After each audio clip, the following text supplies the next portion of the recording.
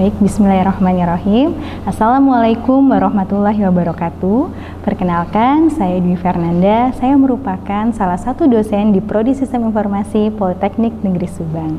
Pada video kali ini, saya akan memaparkan mengenai PDD UKT-PT bidang pengajaran.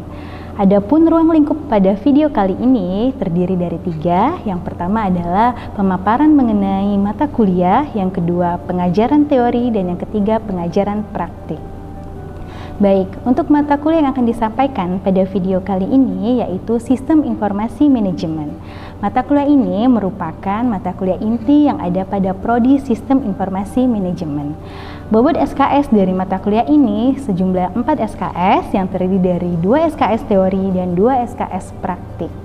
Adapun capaian pembelajaran dari mata kuliah ini yaitu mahasiswa mampu menganalisis kebutuhan dan permasalahan yang ada pada pengguna serta mampu membuat atau menggambarkan proses bisnis dan SOP yang ada pada organisasi, sehingga sistem informasi akan dilihat dampaknya bagaimana terhadap organisasi tersebut. Adapun sub capaian pembelajaran pada mata kuliah ini yaitu yang terdiri dari 7. Yang pertama, mahasiswa mampu menjelaskan konsep dasar dan informasi, serta mampu mentranslasikan bagaimana perubahan data menjadi informasi, menjadi knowledge dan wisdom. Yang kedua, mahasiswa mampu merancang bisnis proses dan SOP sesuai dengan hasil analisisnya. Yang ketiga, mahasiswa mampu memahami peran penting dari sistem informasi manajemen. Yang keempat, mahasiswa mampu memvalidasi konseptual data logik, fisik sesuai dengan SRS. Yang kelima, mahasiswa mampu memahami metodologi pengembangan sistem informasi dan memilih salah satu metodologi yang paling tepat yang akan digunakan sesuai dengan sistem yang sedang dianalisis. Yang keenam, mahasiswa harus mampu membuat dokumentasi hasil dari rancangan proses bisnis. Dan yang terakhir adalah mahasiswa harus mampu memvalidasi dan memverifikasi hasil rancangan sesuai dengan kebutuhan sistem informasi. Untuk metode pembelajaran yang digunakan secara mendasar, Prodi Sistem Informasi Politeknik Negeri Subang menerapkan metode pembelajaran Project Based Learning. Adapun untuk teknik pengajaran yang saya gunakan terdiri dari 3. Yang pertama ada delivery, yang kedua ada interaction, dan yang ketiga ada assessment. Mata kuliah ini menggunakan beberapa sumber atau referensi buku, yang mana sebagian dari referensi bukunya merupakan buku yang telah saya tulis dan beri ISBN dengan judul Analisis dan Perancangan Sistem Informasi, dan yang kedua berjudul Sistem Informasi Manajemen Terkini. Selanjutnya ada juga modul yang telah saya susun dan telah mendapatkan sertifikat hak cipta. Sedangkan untuk bobot penilaian pada mata kuliah ini terdiri dari 20% untuk tugas, 5% adalah poin keaktifan atau poin plus, 25% itu adalah kuis, 25% UTS, dan 25% adalah UAS. Saya juga telah menyiapkan sebuah kartu nilai, di mana kartu nilai ini akan dipegang oleh masing-masing mahasiswa. Mahasiswa akan menuliskan nilai-nilai yang telah mereka dapatkan, dan ketika pada akhir semester mereka akan mengumpulkan kartu nilai tersebut. Upaya ini saya terapkan agar mahasiswa mengetahui nilai-nilai yang telah mereka dapatkan, dan mereka juga bisa memprediksi atau menentukan nilai akhir dari mata kuliah inginnya seperti apa.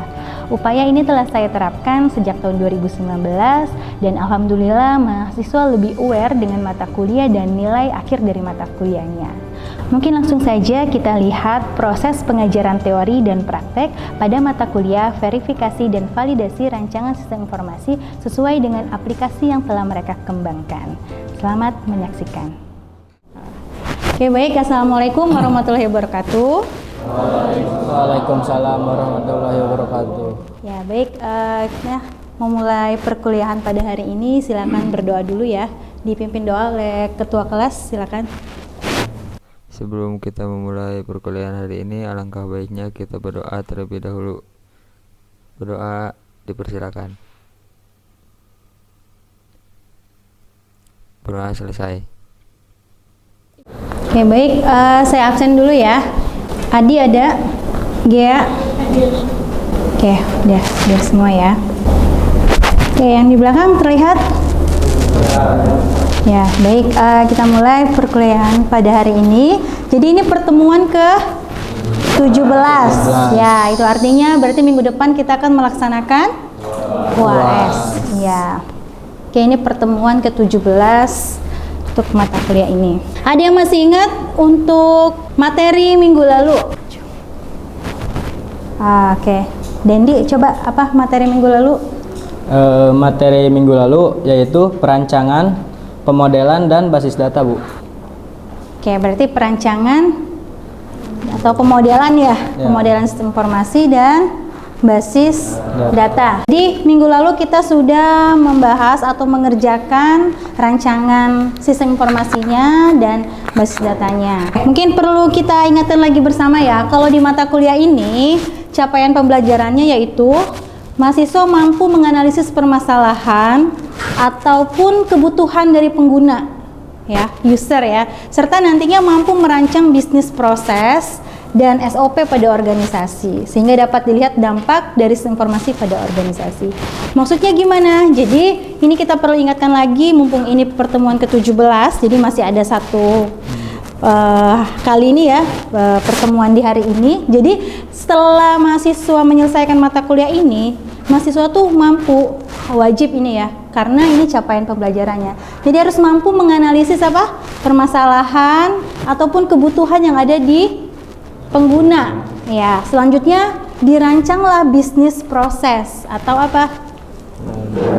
SOP-nya ya, bisnis prosesnya seperti apa nih rancangannya? Sehingga nanti diimplementasikan si rancangan itu dan nanti dapat dilihat berdampak atau tidak si sistem informasi yang sudah dirancang ini ya. Nah, dari capaian pembelajaran mata kuliah ini kita breakdown lagi ke sub CPMK. Yang pertama, kita telah merancang bisnis proses atau SOP ya, sesuai dengan hasil analisis kita. Kita jadi udah sebelumnya kan kita pernah kemana? Ke usernya ya. Ya, mau itu ke organisasinya, perusahaan gitu ya, sekolah, toko gitu ya. Nah, itu ada disebut dengan organisasi. Dan yang sub berikutnya adalah menjelaskan pentingnya peran sistem. Kenapa sih sistem informasi itu penting gitu ya? Itu sudah kita lalui. Mengevaluasi model data konseptual udah, memahami metodologi pengembangan sudah pernah kita bahas ya. Metodologi pengembangan ada yang apa? Tradisional sama modern. Ya, terus kita mampu mendokumentasikan rancangan. Jadi hasil rancangan itu kita bikinkan dokumennya.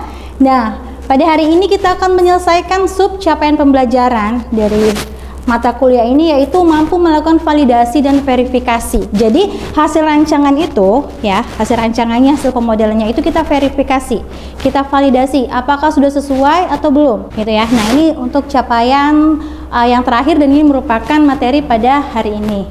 Oke, jadi setelah kita mulai menganalisis, terus merancang, dan nanti kita mengimplementasikan gitu ya, dan udah jadi nih sistem informasinya, perangkat lunaknya itu udah jadi, softwarenya udah jadi, udah di coding, udah selesai. Tapi kita perlu apa? Perlu pastikan kalau ini tuh memang sesuai dengan kebutuhan ya. Jadi nggak cuma hanya oh selesai terus nggak ada error ya. Nah, di sini kan kita akan coba flashback lagi ya mengenai tahapan pengembangan.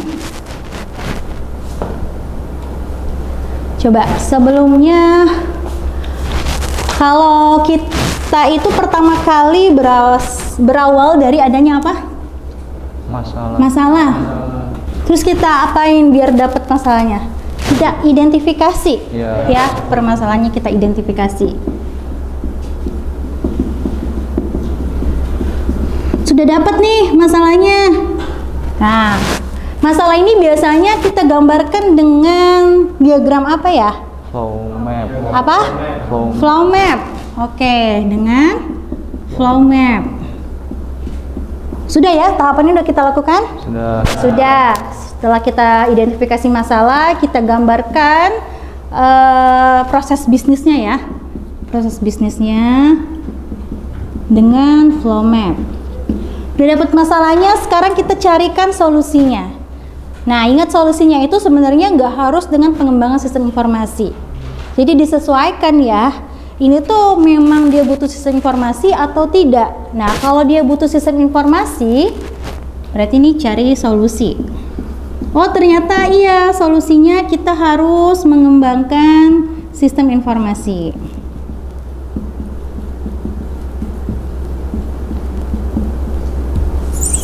Nah, setelah tahu solusinya dengan pengembangan sistem informasi, berarti kita akan masuk ke apa? Perancangan atau pemodelan. Oke, pemodelan. Pemodelan itu ada berapa jenisnya ya? 2. Ayo yang mau dapat poin silakan ngacung dulu, nanti biar ditambahin di kartu nilainya. Silakan. Ayo siapa lagi? Ayo ngacung yang lain biar pada mau dapat poin plus.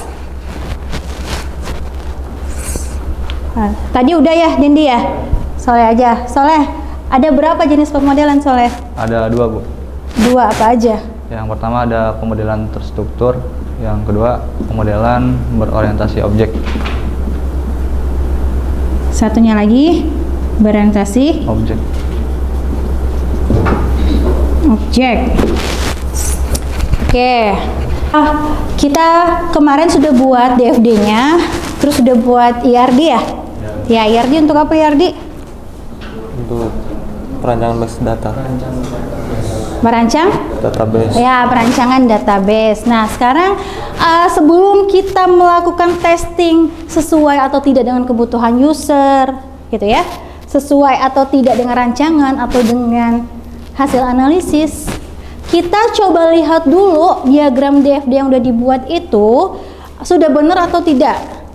Simbol-simbolnya sudah benar atau tidak. Jadi jangan sampai gini ya, karena kan kita yang buat DFD itu harus bisa dibaca oleh si programmer. Nah, nanti kita coba lihat di sini, kita evaluasi. Kira-kira ada yang salah nggak sih dengan DFD ini? Ini DFD level berapa? 1. Level 0. Ya, level 0. Ini DFD level 0. Oke, dari sini coba saya kasih waktu sebentar untuk melihat atau mencari kesalahan dari gambar DFD yang udah ada ini. Silakan dilihat, yang di belakang kelihatan? Kelihatan. Ya, walaupun mungkin agak kecil ya tulisannya ya, nggak terbaca, tapi mungkin dari lihat simbolnya aja udah kelihatan. Ada yang mau bantu jawab ke depan? Ada apa aja nih yang salah? Silakan. Ya, siapa? Zaid ya? Faik. Ya.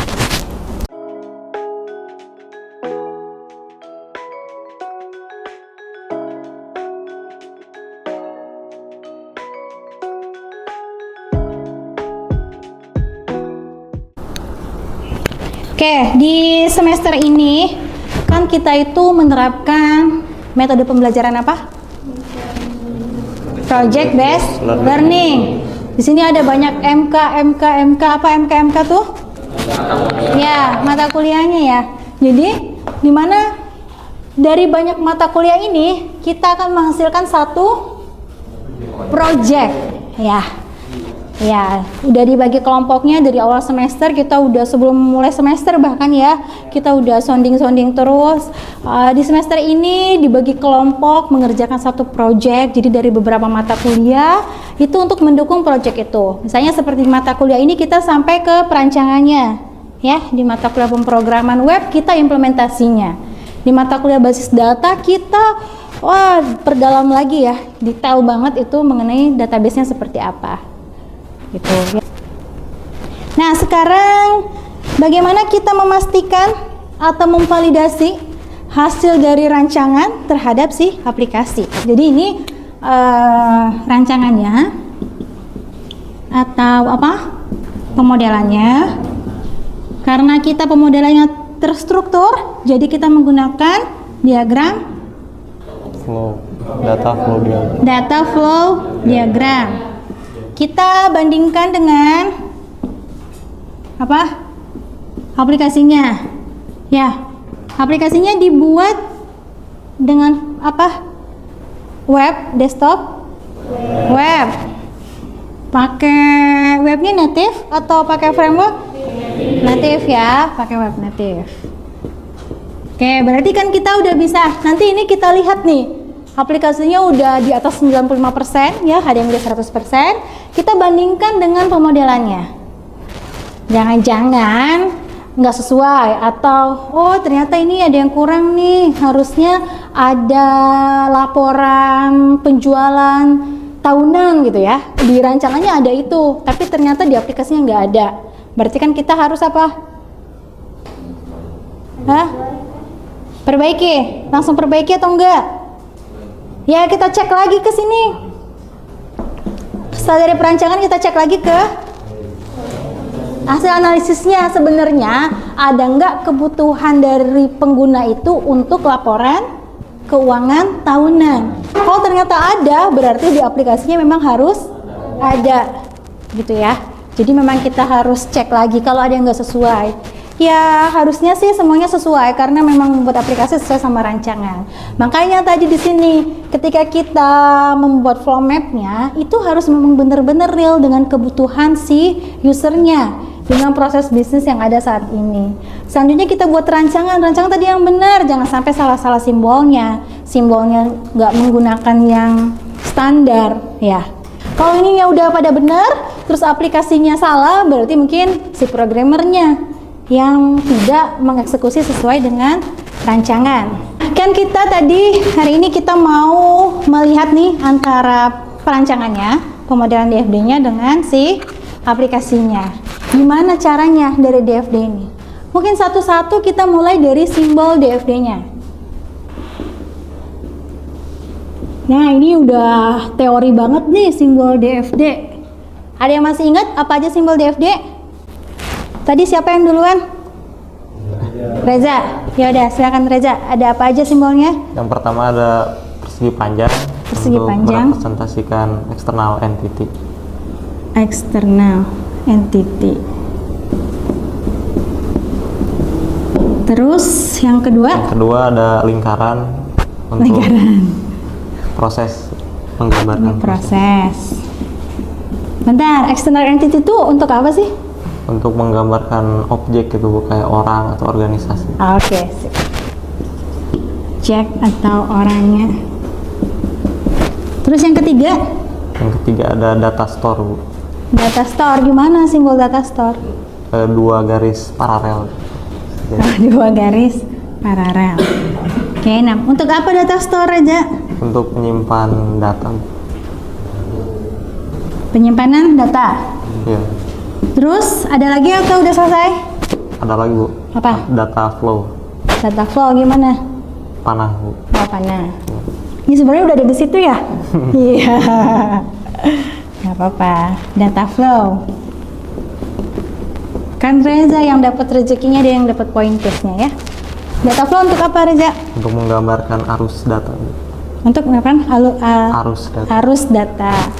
Oke, nah dari sini, udah habis? Udah, Bu. Udah. Ada 4 simbolnya. Masih ingat? Semuanya ingat? Ya, nanti dia mungkin bisa masuk ke UAS ya minggu depan ya. Ya, tuh udah dapat kisi-kisinya tuh. Oke, kita lihat nih dari external entity, ini kan menggambarkan objek. Nah, kita lihat di DFD level 0-nya. Ada berapa external entity di level 0? Di sini ada berapa? Ada 2. Selanjutnya kita harus buka aplikasinya. Kita pastikan si user atau penggunanya tuh ada 2 atau tidak. Kalau ada 2 berarti udah oke ya.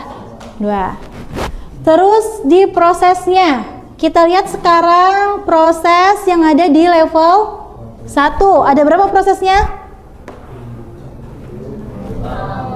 Ada 6. Nah, sekarang kita lihat lagi nih, aplikasi biasanya di beranda atau di menu utamanya. Ada berapa fungsionalitasnya? Ada berapa menunya? Misalnya ada berapa? Ya harus ada 6 juga harusnya. Fungsionalitas utamanya harus ada 6. Nah, itulah biar kita tuh bisa gampang lihatnya, ngeceknya gitu ya. Dari prosesnya, kita lihat di DFD level 1-nya ada 6, kita lihat aplikasinya, bener ada 6 atau enggak. Terus nanti kalau ini baru level 1, kalau ada level 2-nya nanti kita lihat lagi di dalam level 2 itu prosesnya ada berapa. Ada 3, misalnya untuk kelola data pengguna, ada simpan, ada tambah, ada edit, hapus, sama apa? Delete. Sama edit. Apa? Lihat, kayak gitu ya. Ya, ada 3 misalnya kayak gitu, ada 3 tambah, edit, hapus, ada 3. Nah, di DFD level 2-nya, ketika kelola pengguna itu harus ada 3 prosesnya juga. Ya, jadi si proses ini dicek ini dari DFD level 1, level 2 kan banyak ya. Ya nggak cuma 1 tuh, level 2 apa tuh, ada labelnya masing-masing level 2-nya. Dicek. Selanjutnya ada data store, tadi untuk penyimpanan data. Gimana cara ngeceknya? Lihat di database. Apa yang dilihat? Tabel. Gimana cara menguji kesesuaiannya? Tadi kita udah cobain ya. Ada ini praktisnya seperti ini ya. Nanti kita kalau melakukan pengujian, kita mulai dari simbol-simbolnya. Nah, gimana mengujinya? Di sini kalian sudah punya aplikasinya, tapi di sini nggak nguji kelompoknya masing-masing. Kenapa nggak nguji kelompoknya masing-masing? Untuk pengujiannya, jadi kelompok A nanti nguji punya kelompok B, yang punya kelompok B diuji kelompok C, gitu ya, gitu aja seterusnya. Jadi nggak ada yang menguji punya kelompoknya sendiri. Oke, nanti kita bagi kelompoknya, tapi sebelumnya mungkin di sini ada laporan pengujian yang harus dilengkapi. Jadi nanti di sini masing-masing kelompok itu kan menguji punya kelompok lain ya. Ya, di sini ada kelompok penguji, dituliskan nama yang mengujinya siapa, kelompok yang diujinya kelompok mana, dan projectnya. Ya, judul projectnya apa? Macam-macam kan ya? Ya. Nah, di sini ada, nanti di sini saya kasih soft filenya. Jadi ini nggak sekecil ini juga ya, si kolom, si barisnya. Sehingga nanti disesuaikan. Misalnya nomor 1 nih, butir ujinya itu mengecek atau memvalidasi si proses yang ada di DFD level 1 dengan yang ada di sistem, yang ada di aplikasi. Gitu ya. Dilihat nanti di sini boleh di screenshot ya hasil DFD level. Sama satu lagi, setelah kita membuat laporan hasil pengujian ini, kita akan menilai apa? Menilai hasil kelompok temannya. Ya, jadi yang ada sesuainya itu udah berapa, yang nggak sesuainya berapa. Di sini juga udah saya buatkan rubrik penilaian kelompoknya. Jadi di sini ada indikator penilaiannya, ya. Misalnya konsistensi antara entitas di DFD dengan user atau pengguna yang ada di sistem informasi. Sesuai atau tidak? Nih, nanti kita untuk pengujiannya kita lakukan di lab ya, di lab UX. Di sana nanti di saat jam praktikum kita ke lab, kita masing-masing kelompok udah duduk per kelompok ya nanti ya. Di labnya duduk per kelompok, terus sudah punya file DFD atau rancangan punya kelompok lain. Jadi nanti kita bagi dulu, habis ini kita bagi dulu kelompoknya. Terus nanti udah ada laporan rancangannya sama aplikasinya. Ya, sebagian aplikasinya udah di hosting ya, jadi bisa diakses dari mana aja. Ya, nggak harus dari device-nya itu. Oke, sampai sini ada yang mau ditanyakan? Oh iya. Bertanya Bu mengenai tugas, jika terjadi banyak perbedaan bagaimana Bu? Ya nggak apa-apa, nanti dia itu di capture aja. Ini kan memang nyari kesalahan orang lain ya. Ya, nanti kamu capture aja. Oh, ternyata data store-nya ada 5 tapi di ERD-nya ada 7, terus nanti di MySQL-nya ternyata ada 10. Ya udah kamu capture aja. Terus kamu nanti kan kasih nilai ya. Nah, berarti kan kalau udah nggak ada konsisten gitu nilainya berapa? Ya. Gitu. Jadi kalau sekarang kita apapun yang ada punya temennya itu ya udah kita nilai aja. Kalau cukup kita nanti setelah ini kita pindah ke lab ya. Kita udah di lab, sekarang kita akan memulai praktikum, tapi sebelumnya kita berdoa dulu. Silakan dipimpin dulu doanya Dimas. Oke, baik, semuanya sudah duduk berkelompok? Sudah punya aplikasi punya temennya ya? Sudah punya template laporan pengujiannya? Sudah. Oke, sekarang kita mulai.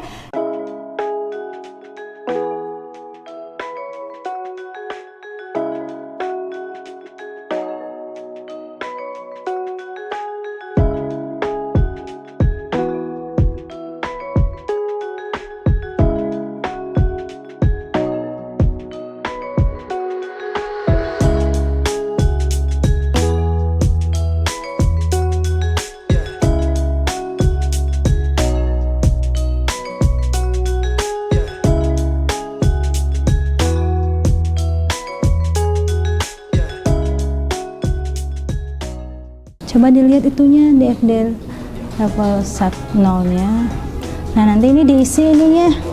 Sininya coba ininya di screenshot ininya. Atau yang level 1, level 1. Nah, level 1-nya di screenshot ini. Biar kelihatannya ada berapa prosesnya. Bisa dikecilin nggak? Tampilannya. Terus. Nah, ini terus kamu ini copy aja atau screenshot. Udah nggak apa-apa itu. Ya.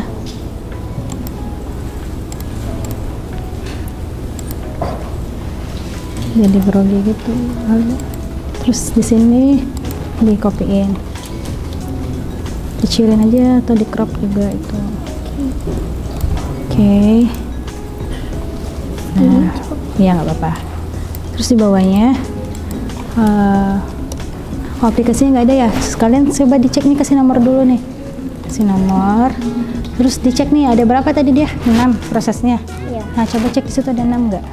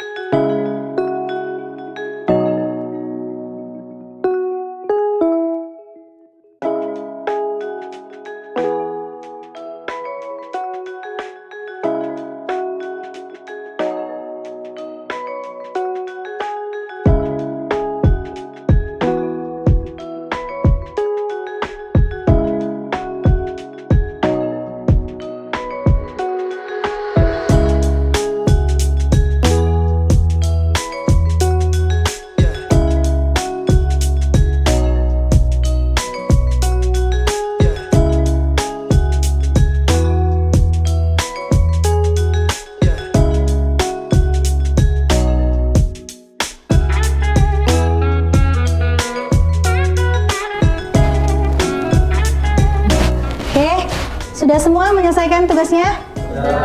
Sudah ya, jangan lupa dikirim di assignment-nya, itu ada laporan pengujiannya sama rubrik penilaian.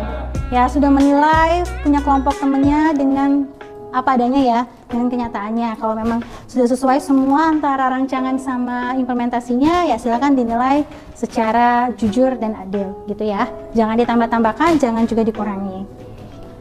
Baik, ini mungkin pertemuan terakhir kita untuk semester ini. Saya ingatkan kembali, kartu nilainya dikumpulkan pada saat UAS teori. Ya, itu sudah keisi semua UTS, kuis-kuis, nilai-nilai tugas harian dan poin plus. Ini kalian diwajibkan untuk mengisi kuesioner. Silakan diisi kuesionernya baik untuk pembelajaran maupun dosennya.